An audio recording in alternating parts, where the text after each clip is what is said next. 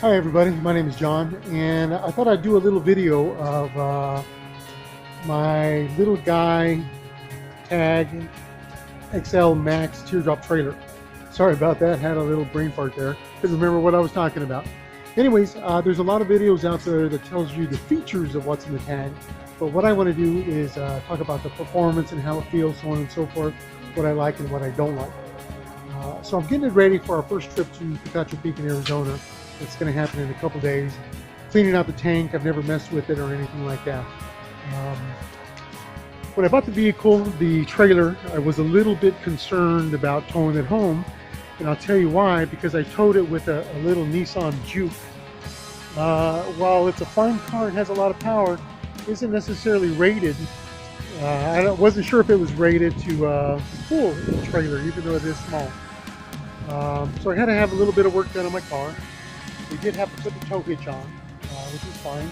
And we put the 7-pin connector that will charge the battery in the trailer. And the running lights, so on and so forth, the turn signals, the brakes, so on and so forth.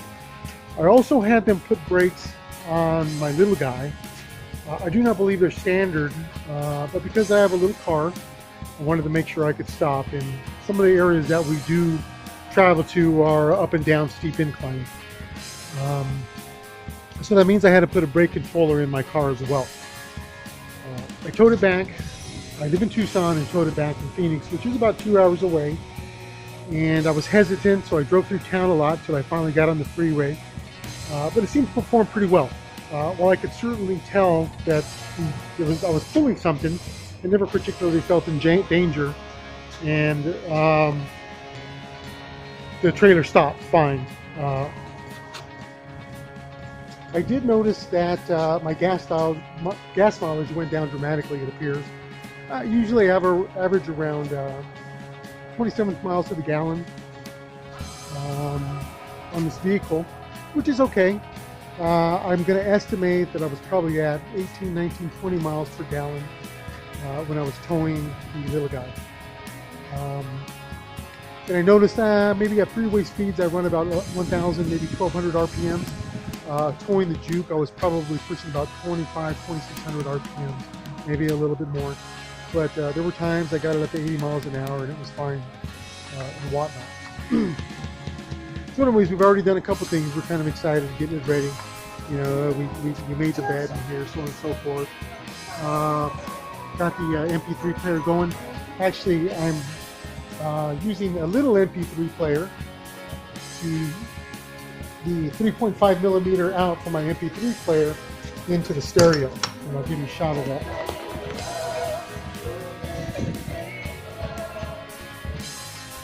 So here's what I got. There's the stereo right there. And I just used the headphone out from my MP3 player to the line in on the stereo.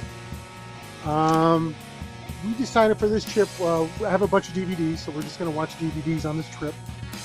But I did play with the stereo last night, and one thing I did notice, I guess to an extent, I feel it's a little outdated technology, that it doesn't do Blu-ray, nor it does have the abilities to stream videos off of a USB thumb drive, which it does have an input, but it won't play MP4 videos, which is kind of the standard this day, which is, we're in February 2017. We've been running off battery for a couple days while we've been checking it out off and on, and the battery performance seems pretty well. So anyways, I'll shoot another video here as I get a little further along, and I want to give the experience of how it feels driving, camping, so on and so forth. I kind of feel like I'm in middle ground right here. I'm a camper. I'm not an RVer, never had an RV. We still don't have an RV, but we got a place to sleep, and we were kind of laying in it. We watched a movie in it yesterday while I was working on the stereo and seeing how it works. And the bed that it comes with, actually, I was concerned, but it seems pretty comfortable. So I'm happy about that. Okay, so I do have a couple of first impressions about what's going on with this trailer, experiences. It appears to have a 5-gallon internal water tank. I was too lazy to look up the specs, so I kind of guesstimated. Anyways, I rinsed it out with bleach and drained it a couple times. However, as I'm doing this, I'm thinking, well, how do I know how much water is in there at any given time? I'm not sure if there's a way to tell, but let me back up. I guess maybe there is a little way to tell. There is a little white box in here. I'm not sure how accurate that is, and that certainly isn't all 5 gallons of the water, but that is there. Another thing is the gray water drains down through the sink here, and it comes out the bottom right here, and I'm okay with that. However, what we didn't want to do is have a bunch of food waste go down there when we do the dishes. So I did buy one of those little things right there just to catch any food waste, just so I won't be disgusted later on when I have to clean that thing out. And we'll catch the gray water in that bucket right there, and then we'll just empty it a little further away from the camp. Another impression that I had right away, I like to cook and I like to eat. So we bought a little cheap pan for this. It fits on the burner, but what I didn't like is when you put it on the burner, if you have anything, this is about a medium to large size pan, it takes up the whole burner space, basically making it useless. So I guess in reality, you're only going to be cooking one thing at a time. It's going to take some very small pots to actually cook in that thing right there. I'm not sure I'm going to work around that yet. When I cook, I like to have everything done at the same time, hot at the same time, but I may be doing some time sharing with this right here. Because if you notice, with this pan right here, which isn't huge, it takes up all the burner space, which is a bummer. Another thing we noticed, we went and bought some spoons and stuff like that, and we were kind of excited to see how they look right here. Well, if you get them too long, they hit the bottom. This certainly isn't a deal breaker, but see how they kind of hit right there.